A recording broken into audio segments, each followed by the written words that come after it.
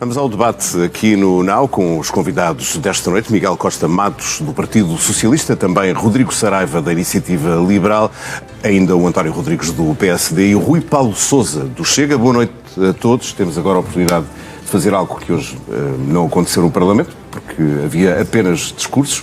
Aqui podemos debater e vamos ao debate aqui no NAU com os convidados desta noite. Miguel Costa Matos, do Partido Socialista, também Rodrigo Saraiva, da Iniciativa Liberal, ainda o António Rodrigues, do PSD, e o Rui Paulo Sousa, do Chega. Boa noite a todos. Temos agora a oportunidade de fazer algo que hoje não aconteceu no Parlamento, porque havia apenas discursos.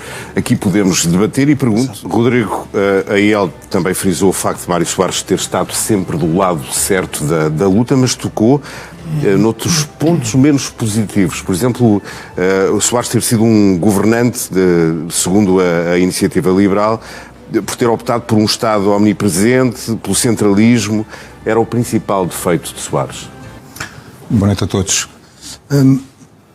Mário Soares, e acho que isso foi consensual nas intervenções que existiram hoje, era um homem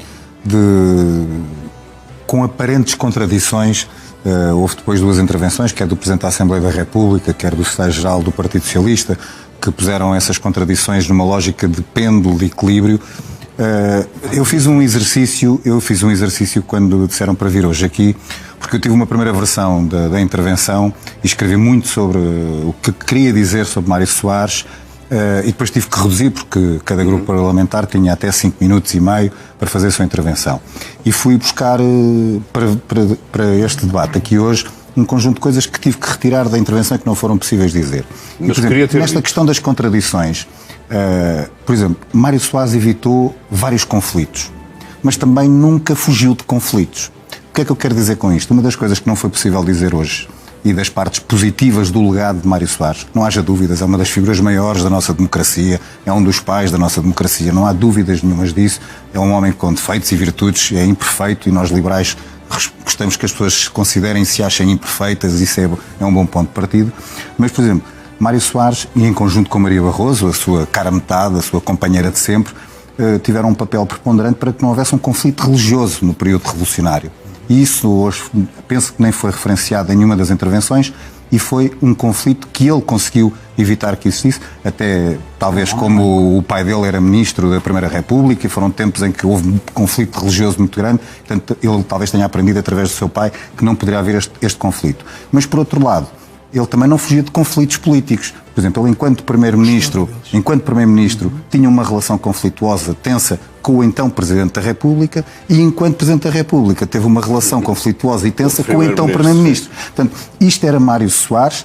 Agora, nós obviamente não poderíamos hoje, deixando de enaltecer aquilo que é o seu papel, de falar dos defeitos e das virtudes e daqueles defeitos que nós, enquanto liberais, enquanto Partido de Iniciativa Liberal, combatemos desde que aparecemos no cenário político português, que achamos que o Estado é demasiado presente na vida das pessoas, e obviamente quem foi Ministro, Primeiro-Ministro, Presidente da República tem também responsabilidades e tem também características de paternidade naquilo que é o sistema e o estado atual das coisas. Rodrigo, já tivemos alguns episódios, o último, este dos cartazes no dia da votação do orçamento, é aquele que está muito presente, mas do dia-a-dia, da sua experiência parlamentar, como é que classificaria o comportamento dos deputados do Chega? Eu não queria mesmo perder muito tempo com este tema, mas não vou deixar de responder e vou ser muito sucinto. Seja o episódio das faixas, seja todo um outro conjunto de episódios que nós temos visto, aquilo que se assiste é uma estratégia ou uma tática de ser agressor e passar rapidamente para a vítima. Agridem e entram em processo de vitimização. E foi isto que acabámos de ver nesta intervenção do Rui Paulo Sousa, na conferência de líderes, na comunicação social. É isto. Agridem para depois fazerem processo de vitimização. E, portanto, é só o que eu tenho a dizer. Sobre todos os episódios, este é o melhor resumo. Relativamente àquilo que nos trouxe hoje, e eu penso que ainda é importante dizer algumas coisas, até porque acho que temos que falar de concórdia. Eu prefiro falar da concórdia que existe na divergência de opiniões. E Mário Soares era uma das coisas que eu também gostava de ter dito, não fugindo a conflitos, mas também, e evitando alguns, mas também promoveu concórdias. Ele foi uma das figuras maiores do 25 de novembro. E o 25 de novembro, aquilo que trouxe a Portugal foi a derrota dos extremismos, de ambos. à direita e à esquerda. Foi isto que o 25 de novembro trouxe, a derrota dos extremismos. O país não ficou pacificado. Em 1991, Mário Soares faz a amnistia das FP25. Em 1995, depois também de ter conseguido uma normalização dos elementos do MDLP, depois em 1995 faz uma condecoração a Jaime Neves. E isto foi uma característica de Mário Soares, tentar trazer a concórdia social e política ao país, podendo as pessoas manter as suas divergências de opiniões. Outro pormenor muito interessante, uma das coisas que também foi consensual, outros partidos todos disseram, é um dos legados de Mário Soares, que eu acho que todos como portugueses devemos estar gratos, porque quer ele, quer Francisco Sá Carneiro, Adelina Mar da Costa, Freitas do Amaral e outros, logo no período revolucionário, sempre quiseram encaminhar Portugal para a integração europeia. E isso foi certo em 1985, no Mosteiro dos Jerónimos, pela assinatura de Mário Soares, que nós integrámos depois, em 86, a União Europeia.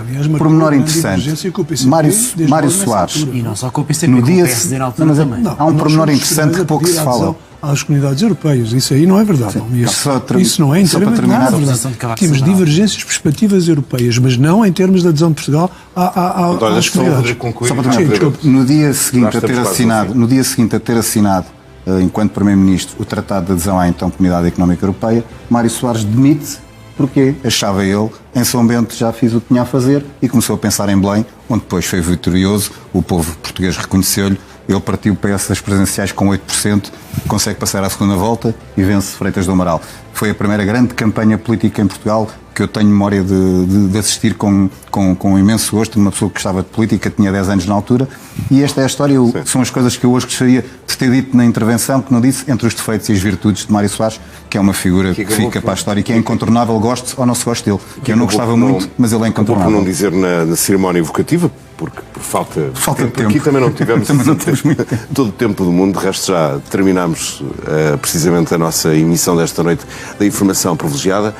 Rui Paulo Sousa, António Rodrigues, também Rodrigo Saraiva, peço desculpa, e Miguel Costa Matos, muito obrigado por terem estado connosco esta noite no NAU. Obrigado, boa noite. Obrigado.